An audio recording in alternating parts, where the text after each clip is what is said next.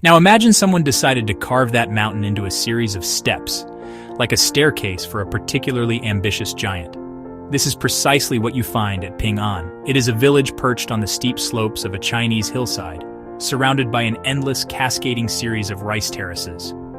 The name itself, Pingan, means peace or safety, which feels fitting for a place so seemingly removed from the clamor of the modern world. The people here did not just find a place to live, they sculpted it, shaping the very earth with a patience that is frankly difficult for most of us to comprehend. These are not just fields. They are a monument to human ingenuity and persistence. These terraces are a marvel of engineering, built entirely by hand over centuries. Each step, or paddy, is a small, level plot of land held in place by an earthen wall. The whole system is designed to do one thing exceptionally well: hold water. On a landscape this precipitous, rainwater would otherwise wash away the topsoil, making farming impossible. But here, the water is captured, tamed, and guided from one level to the next in a slow, life-giving descent. It is a simple concept, really, but the execution on such a grand scale is breathtaking. From a distance, the terraces look less like a farm and more like a colossal piece of land art. Looking out from the village, you do not see a single, uniform pattern. The terraces follow the natural contours of the hills, creating an effect of swirling organic lines. The scale is immense. It is a landscape that forces you to recalibrate your sense of what is possible, and you just feel a sense of quiet awe. The terraces of Pingan are not a static wonder. They are a living, breathing canvas that changes dramatically with the seasons. Spring is a time of water reflection. From an aerial perspective, the entire mountain transforms into a shattered mirror, each terrace a sliver of polished silver reflecting the vast open sky. As spring deepens, the real work begins. This is when you see the farmers, often ankle-deep in the cool, muddy water, carefully planting the young rice shoots by hand. It is a slow, methodical process. They move in careful lines, bending and planting, one seedling at a time. Summer brings an explosion of life. The rice plants grow tall and lush, filling the terraces with a thick, verdant carpet. The sharp lines of the individual paddies blur, and the entire mountainside seems to soften into waves of deep, uniform green. The green is so intense it almost hums.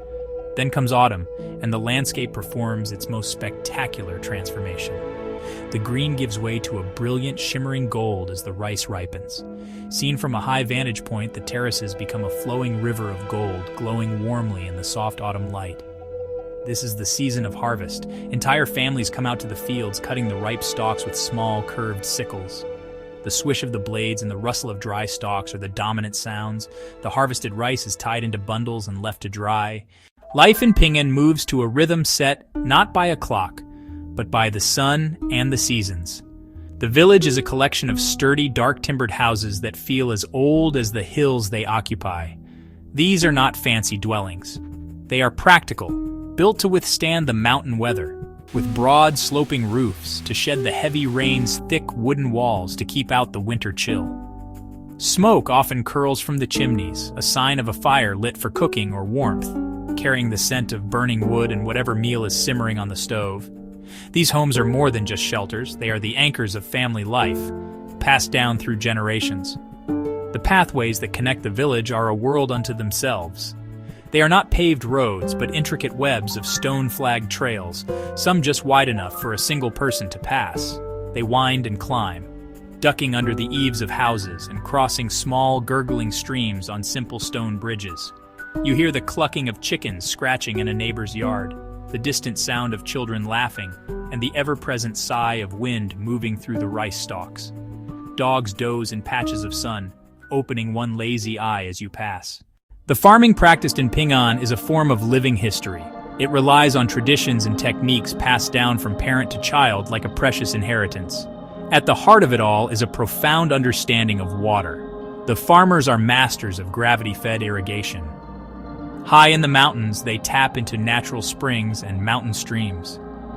They divert that water into a complex network of tiny canals. These channels, only a few inches wide, snake down the mountainside. Some channels are mud-lined, others stone-lined. They feed each terrace in succession. Small, movable gates made of wood or made of stone let farmers precisely control the flow. This system waters the rice and conserves soil. On such steep slopes, a single heavy downpour could wash away topsoil. The terraces act as a giant brake. They catch the rain, slow its descent, and let it soak into the earth. It's an elegant, sustainable solution working in harmony with the environment.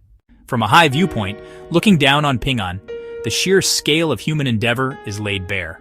The terraces spread out below like a topographical map brought to life. Every line and curve representing a decision made by someone long ago. The houses look like tiny specks of wood tile, scattered among the vast flowing patterns of green gold. You can see the tiny figures of people moving along the paths, their presence a reminder that this is not just a pretty landscape, it is a working one. This remarkable place is a testament to the idea of patience. The terraces were not built in a year, or even a decade. They are the result of centuries of slow, incremental work, with each generation adding a few more steps. Each terrace represents a small piece of a family's history, a patch of land cleared and tended by a great-great-grandfather. The people's lives are shaped by the land, and the land is shaped by their hands. It is a slow, respectful, and enduring relationship. In the quiet rhythm of planting, tending, and harvesting, the people and the land breathe together, a timeless partnership written on the face of the earth.